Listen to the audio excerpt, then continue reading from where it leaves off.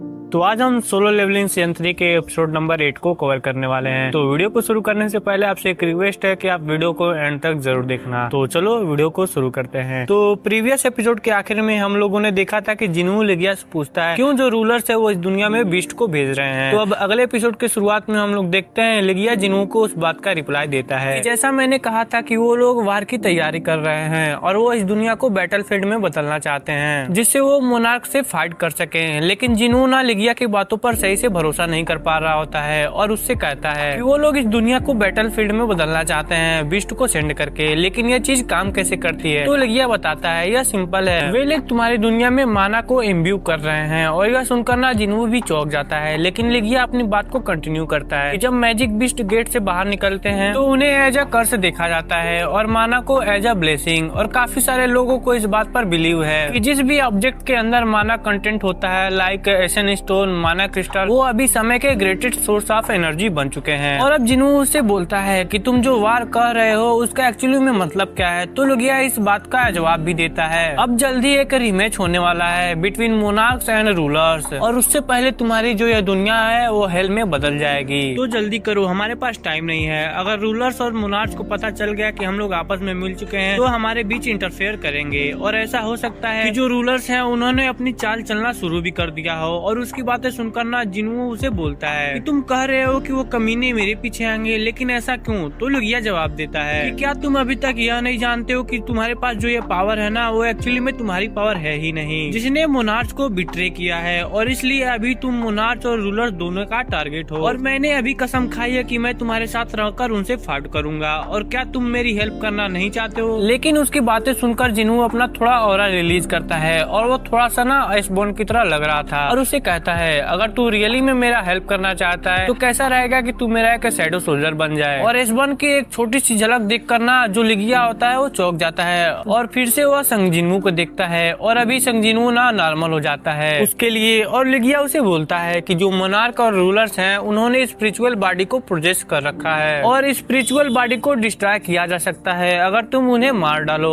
और इसलिए तुम उन्हें अपने शैडो सोल्जर में टर्न आउट नहीं कर सकते। और यही कारण है कि मैं तुम्हारा एक शैडो सोल्जर नहीं बन सकता। तो मैंने तुम्हें एक पर्याप्त रीजन दे दिया है मेरी हेल्प करने के लिए। और अब जिन्हू उसकी हेल्प करने के लिए रेडी हो जाता है और अपना डैगर निकालता है, लेकिन अभी भी उसे कुछ सही फील नहीं हो रहा होता है। लेकिन फिर वह उसकी हेल्प करता है और जब वह उसकी दूसरी चेन को ब्रेक करने वाला होता है तभी उसे कहता है देन तुम्हारी बात का क्या मतलब, तुम ह्यूमैनिटी के साइड हो। लेकिन तभी जो लिगिया होता है ना वो कुछ बोल नहीं रहा होता है, वो चुपचाप होता है। और फिर जिन्हू बड़ी गुस्से वाली नजरों से उसे देखता है और बोलता है तुम कुछ कर क्यों नहीं रहे, कहीं ये सब प्लेज ऑफ ट्रस्ट के कारण तो नहीं। और इसी दौरान जिन्हू लिगिया के गर्दन पर एक एशियन स्टोन को देखता है और उसे बोलता है कि जो एशियन स्टोन तुम्हारे नेक पे लगा हुआ है तब तक यह तुम्हारे पास होगा जब तक तुम्हें रूलर्स की आवाज सुनाई देगी और वो लोग तुम्हें बोलेंगे कि तुम लोग ह्यूमंस को मार दो दूसरे बीस्ट की तरह। और तभी लिगिया को काफी गुस्सा आ जाता है और उसका एक हाथ जो फ्री हुआ था उससे वह जिन्हू पर हमला करता है, लेकिन जिन्हू उसके हमले को काफी आसानी से डॉज कर देता है और उसके सामने अपने डैगर से उसे स्टेप कर देता है और बोलता है मैं तुम्हें ऐसा खुला नहीं छोड़ सकता, तुम काफी रिस्की हो। और फिर जिन्हू उसके क्लोज में आके उसे कहता है तुम एक क्लाइमेट क्रॉस कर सकते हो, लेकिन लिगिया बोलता है नहीं यह काम मैं नहीं कर सकता, यह काम तुम करोगे। और जब साइड में जिन्हू शांत से खड़ा होता है तो इसी मौके का फायदा लिगिया उठाने की कोशिश करता है और उस पर हमला करता है, लेकिन तभी जिन्हू ने काफी तेजी से अपने डैगर कर उसके मुंह पे घोप देता है जिससे उसके मुंह से ब्लड निकलने लगता है। और इस पॉइंट पे लिगिया काफी ज्यादा इंजर्ड हो चुका था, लेकिन वो जिन्हू को बोलता है कि जो यह फाइट डंजन ऑफ चोस और ह्यूमैनिटी रेस के बीच चल रही है ना उससे तुम्हें अंदाजा लगाया जा सकता है कि जो तुम्हारी दुनिया है ना वो जल्दी बैटल फील्ड में ट्रांसफॉर्म होने वाली है। और मैं प्रे करता हूँ कि जिन भी सभी लोगों को तुम प्रोटेक्ट करना चाहते हो ना वो सभी लोग इस हेल फायर की आग में जलकर राख हो जाएंगे। और जिन्हू लिगिया की जान लेने से पहले कहता है तुम जो कुछ भी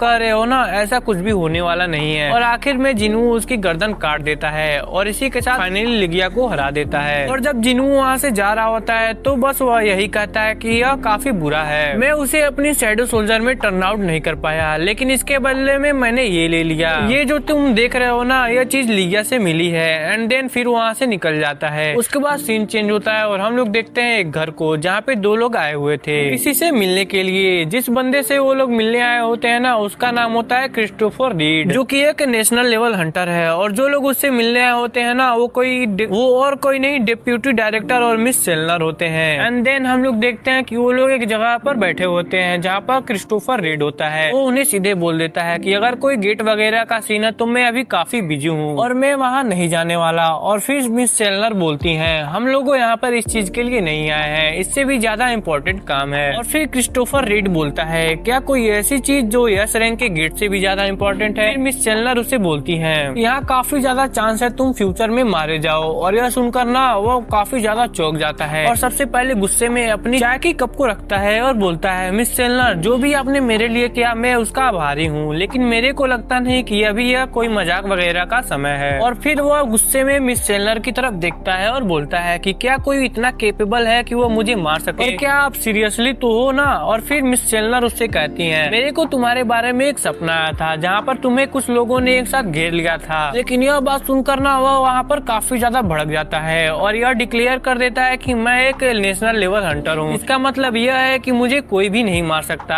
और अभी इसका घमंड इसे ही डुबाने वाला था। लेकिन फिर मिस सेलनर बोलती हैं बट मैंने अपने सपने में यह क्लियरली देख लिया है। फिर क्रिस्टोफर रीड बोलता है चलो ठीक है मैं तुम्हारी बातों पर यकीन करता हूँ, तो मेरे को यह बताओ कि मैं किस बंदे से अपने लिए हेल्प मांगू। और क्रिस्टोफर रीड को ऐसा लग रहा होता है ना कि कोई भी इस दुनिया में वो इंसान नहीं है जो कि उसकी हेल्प कर सके। बट मिस सेलनर होती है ना वो उसे जवाब देती है हमें ऐसा लगता है कि एक इंसान है जो आपकी हेल्प कर सकता है और इस बंदे का नाम है संग जिनवू, एक ऐसा हंटर जिसके अंदर कैलिबर है, वो आपको प्रोटेक्शन प्रोवाइड करा सकता है। और इसके बाद सीन चेंज होता है और हम लोग देखते हैं संग जिनवू को जो कि फाइनली गेट से बाहर निकलता है और इस चीज का शुक्रिया करता है कि उसने उस बीस्ट को पूरा फ्री नहीं किया, क्योंकि अगर ऐसा होता ना वो उस गेट से बाहर निकलता तो वो काफी ज्यादा मैसिव अटैक कर सकता था। और इस वक्त वो अपने मन में यह सोच रहा होता है कि उसे और भी ज्यादा ताकतवर बनना होगा। और इसके बाद हमें दिखाया जाता है कि जो कि जायंट को हराने की खबर है ना वो पूरी दुनिया में फैल चुकी है और जिनवू को इस कारनामे से जो सोशल मीडिया है ना वो फट चुका था और सभी जगह जिनवू के बारे में बात चल रही थी। इसके बाद हम लोग देखते हैं कि जायंट को जो कि समुद्र के पास चला गया था, लेकिन जो लू जियांग है ना वो एक नेशनल लेवल हंटर था, उसने उन सभी को हरा दिया था। और उसके बाद हम लोग देखते हैं मासूम मेटो को जिन्होंने खुद ही खुद को अरेस्ट करवा लिया था और जो उसने कारनामे किए हैं ना उसकी कोई भी जिम्मेदारी वो सही से नहीं ले पाया। और इसके बाद हम लोग देखते हैं अमेरिका के सीन जहाँ पे एक पार्टी चल रही होती है, वो भी इसलिए क्योंकि उन्होंने सक्सेसफुली एस रैंक गेट को क्लियर कर दिया था। और फिर हम लोग देखते हैं दो बंदे को जिन्हें ऐसा लग रहा था कि जो संग जिनवू है ना वो जापान के एस रैंक गेट को खुद ही क्लियर नहीं कर पाएगा। और तभी उनके पास आता है थॉमस और बोलता है ओह तो तुम यहाँ पे हो और क्या तुम्हें अपनी बेट याद तो है? लेकिन फिर वो लोग ऐसा बिहेव करते हैं जैसे कि उन्हें अपनी बात पर कुछ याद ही नहीं। देन फिर थॉमस एक बंदे के क्लोज आता है और बोलता है ये टाई तुम पर काफी सूट कर रही है। और फिर वो बंदा बोलता है ना वो बोलता है मैंने कोई बेट नहीं लगाई। और फिर थॉमस बोलता है मेरे को तुमसे ये टाई चाहिए। और फिर वो बंदा बोलता है मैं तो नहीं देने वाला। लेकिन अगले पल हम लोग देखते हैं कि जो थॉमस होता है ना उसने उसकी टाई छीन ली होती है और उसे पहन के अपने असिस्टेंट को बोलता है ये टाई मेरे पे कैसी लग रही है? तो उसकी असिस्टेंट जवाब देती है ये काफी एक्सपेंसिव है लेकिन ये आपकी हवाई शर्ट पे अच्छी नहीं लग रही है। एंड थॉमस भी लाइक ये तो मैंने सोची ही नहीं। फिर थॉमस उसकी टाई को फेंक देता है। फिर थॉमस की असिस्टेंट उसे एक काम की बात बताती है जो उनके यहाँ इंटरनेशनल गिल्ड कॉन्फ्रेंस होने वाली है उसके अंदर जिनवू का गिल्ड इनवाइटेड किया गया है। उन सभी गिल्ड के अंदर जो अहजिन गिल्ड है ना वो भी इंक्लूड है और अहजिन गिल्ड जो है ना वो संग जिनवू का गिल्ड है। और यह पता चलने के बाद थॉमस काफी ज्यादा खुश होता है बिकॉज अभी उसे मौका मिलने वाला था संग जिनवू से मिलने का। उसके बाद सीन चेंज होता है और हम लोग देखते हैं संग जिनवू को उसने सारे बिस्ट के शैडो को एक्सट्रैक्ट कर लिया। और फिर हम लोग देखते हैं हनिकावा आती है जिनवू के पास और उसे फोन देती है क्योंकि उसे किसी का कॉल आया होता है। और जैसे जिनवू कॉल उठाता है ना वो काफी ज्यादा चौंक जाता है और फिर वो जिनवू को बोलता है सर मेरे को माफ कीजिए लेकिन मेरे को वापस कोरिया जाना होगा। तो जिनवू पूछता है कि क्या कहीं कुछ हुआ है? तो जिनवू उसे बताता है सर मेरे को वैसे तो कुछ डिटेल में नहीं बताया गया लेकिन मेरे को यह बताया गया कि मैं जल्दी उसके घर जाऊं, जल्द ही घर आ जाऊं बिकॉज ऑफ फैमिली इमरजेंसी।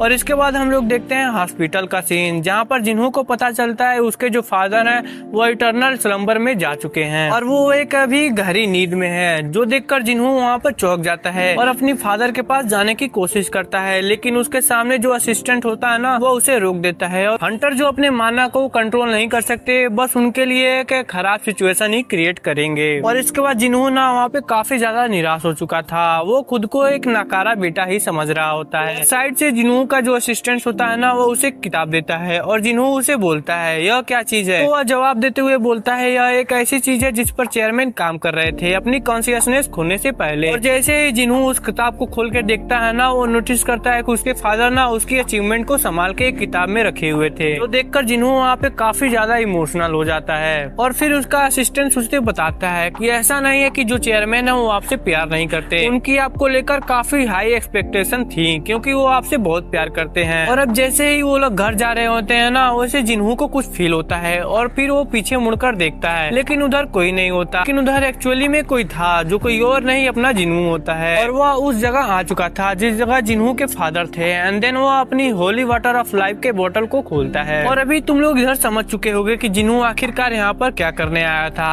और फिर हम लोग इसके बाद देखते हैं जिन्हू की बड़ी बहन जो कि अपने डैड से मिलने आई होती है हॉस्पिटल में। और वो काफी दुखी दिखाई दे रही थी, लेकिन जैसे वो अपने फादर को देखती है उनकी आंखें खुल चुकी थी और अभी वो सही हो चुके थे। वह देख कर ना वो काफी ज्यादा इमोशनल हो जाती है। और फिर चेंज होता है और हम लोग देखते हैं संग जिन्हू को जो कि हॉस्पिटल से अपने घर की तरफ जा रहा होता है और कहता है यह काफी जल्द ही है, लेकिन हैप्पी बर्थडे जिन्हू। और अभी जिन्हू फिर से जापान जाने के लिए सोचता है, लेकिन तभी वो देखता है कि उसकी जो शैडो स्टेशन स्किल है ना, वो 1 घंटे 54 मिनट बाकी है। और फिर वो सोचता है मेरे पास अभी इतना फ्री टाइम है तो मेरे को क्या करना चाहिए। और उसके पास कोई कॉल भी नहीं आया होता है जिससे वह बात कर सके। लेकिन तभी उसे याद आता है मिस चा का, जिसने कुछ ही समय पहले उसे प्रपोज किया था। और फिर जिन्हू बोलता है मैं भी मेरे को डंजन में जाना चाहिए जिसने अभी तक उसे क्लेम नहीं किया हो। और इसके बाद सीन चेंज होता है और हम लोग देखते हैं क्रिस्टोफर रेड के घर को, जहाँ पर बंदा आराम से सो रखा था। लेकिन तभी अचानक से उसकी आंखें खुलती हैं क्योंकि उसे कुछ सेंस हुआ था। और फिर वह कमरे से बाहर निकलता है और जब वह अपने आसपास देखता है तो अपने मन में सोचता है कि अभी काफी ज्यादा शांति है। फिर वह वहाँ पे एक वाइन की गिलास को पकड़कर वहाँ पे ड्रॉप करता है और उसे जमीन पर पटककर उसे तोड़ देता है। और अपने मन में सोचता है जो वाइन का गिलास है वो टूट चुका है,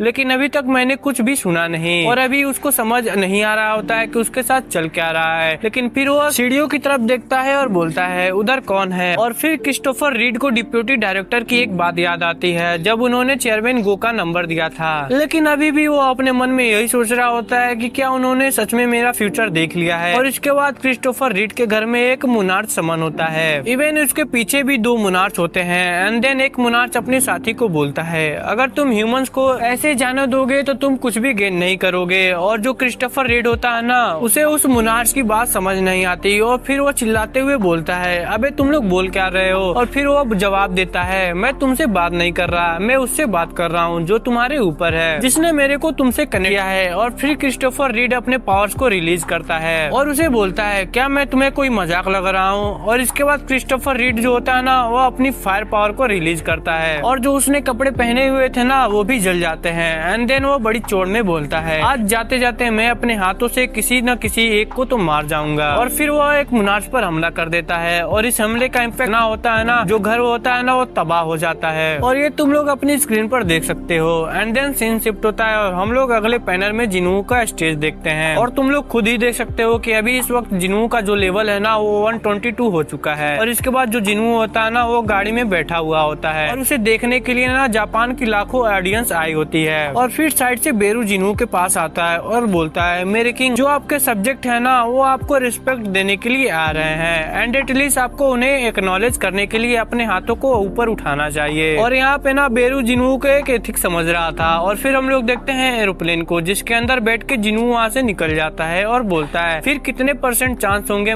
प्लेन में एक फैमिली इंसान के बगल में बैठने के। और क्या तुम आर्ग्यू करने वाले हो मुझसे कि यह है कि कोई इंसिडेंस नहीं है। जो कि उसके बगल में बैठा होता है ना वो कोई और नहीं एडम वाइट होता है। और वो उससे कहता है मेरे को अच्छा लगा कि आपने यह सोचा, बट मैं जानता हूँ कि आप मेरी बातों में बिलीव नहीं करोगे। और इसके बाद वहाँ उनके बीच काम की बातें शुरू हो जाती हैं। और फिर जिन्हू उससे पूछता है कि क्या वहाँ पे फिर से एक एसरेंग गेट अपीयर हुआ है। तो जो एडम वाइट होते हैं ना वो जवाब देते हैं अरे ऐसी कोई बात नहीं है। इसके बाद एडम वाइट जिन्हू को एक वीडियो दिखाते हैं। इस वीडियो के अंदर किसी जगह आग लगाई होती है और जो फायर फाइटर्स होते हैं ना वो सभी उस आग को बुझाने की कोशिश कर रहे होते हैं। एंड देन जिन्हू पूछता है वैसे यह वीडियो क्या है। तो एडम वाइट बोलते हैं आप आखिर में देखो। और इसके बाद एडम उसे बताते हैं कि जिस इंसान ने उधर आग लगाई उसका नाम क्रिस्टोफर रीड है, जो कि एक नेशनल लेवल हंटर है। और 1800 फाइटर्स और 14 मेक टाइप हंटर से उधर थे उस आग को बुझाने के लिए। और फिर जिन्हू बोलता है कि जो यह फ्लेम है वो काफी इंटेंस लग रही है, क्या उधर किसी तरह का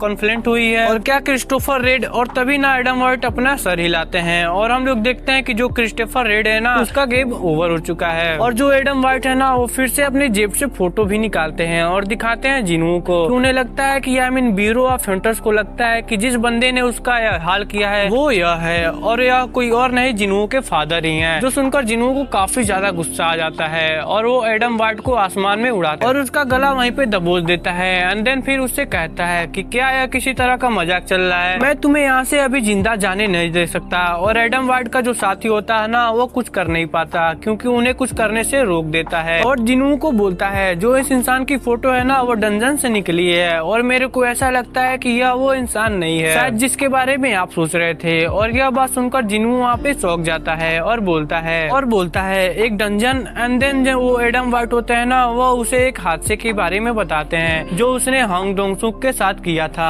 जो उसके फादर थे वो हांग डोंगसुक को खत्म कर दिए थे, उसके बारे में भी वो जिनू को बताते हैं। और फिर जिनू थोड़ा सा निराश हो जाता है और थोड़ा डिप्रेस हो जाता है और बोलता है क्या यह सब मेरे फादर ने किया है। और फिर जिनू एडम वाइट को छोड़ देता है और अभी जो एडम वाइट होता है ना, वो यही सोच रहा होता है कि भाई कैसे न कैसे जान तो छुटी। और अब वो जिनू को यह बात बताते हैं कि उन हंटर्स को नॉकआउट करने के बाद वो कहीं डिसअपीयर हो गए। उन्होंने उनकी काफी तलाश की लेकिन उन्हें उसके बारे में कुछ भी पता नहीं चला।